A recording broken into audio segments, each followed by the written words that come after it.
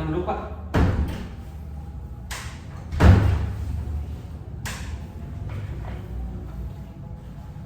Selamat malam Pak. Perkenalkan, saya Fajri Ahmad dari Apoteker Unisba dan kebetulan saya bekerja hari ini. Sebelumnya saya akan memberikan Bapak konseling mengenai penggunaan obat yang akan diberikan supaya pengobatannya dapat efektif. Apakah benar Bapak obat ini diberikan kepada Bapak Benny yang berusia 50 tahun? Betul Pak.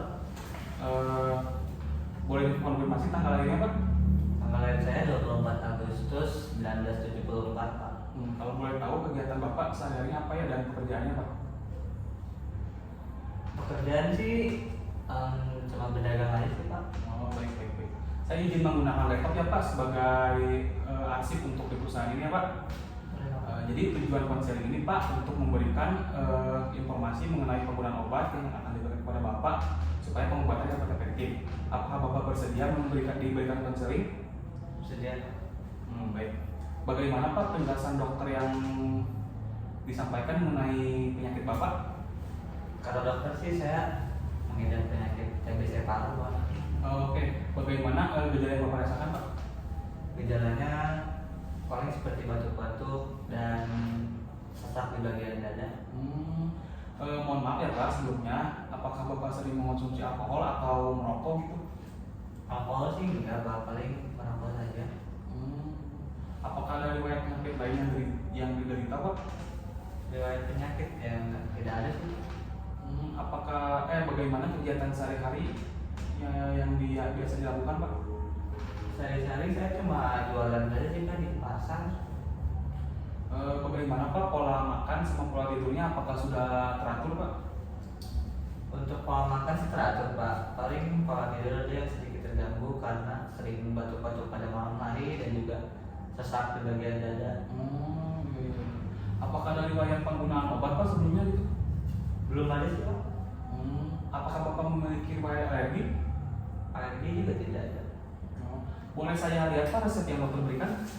Boleh Pak? Baik Pak. Di sini ada obat isoniazid ya Pak. Ini kan obat untuk TBC ya. Jadi di sini saya akan menjelaskan mengenai informasi obat ini dan aturan pakainya ya Pak ya. Jadi Pak, misalkan ini contohnya obat isoniazidnya ya Pak.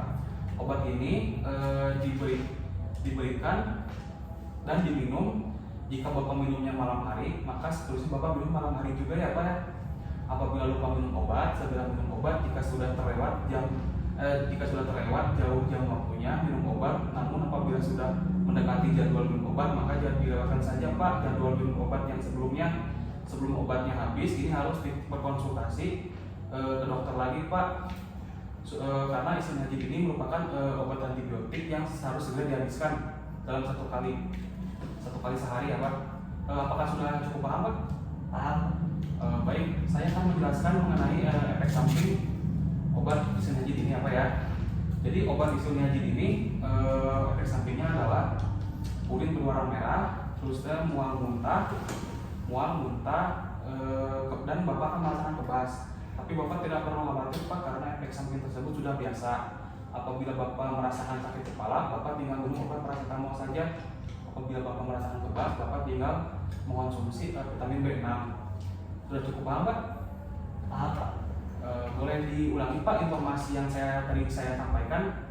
Mungkin dari informasi yang Bapak sampaikan saya bisa menangkap bahwa penggunaan obatnya harus dilakukan secara teratur. Kemudian jika terjadi efek samping itu jika pusing bisa minum paracetamol, terus jika terjadi kebas bisa minum vitamin B6. Baik Pak, informasinya berarti sudah cukup jelas ya Pak. Apakah ada yang ingin ditanyakan Pak? Sejauh ini cukup sih Pak, paham. Baik Pak, sudah selesai konselingnya. Semoga lekas sembuh ya Pak. Jika ada yang ingin ditanyakan bisa menghubungi saya. Saya sudah cantumkan nomor telepon saya di ID card. Apa ya, semoga lekas sembuh ya Pak. Ya Pak, terima kasih Pak.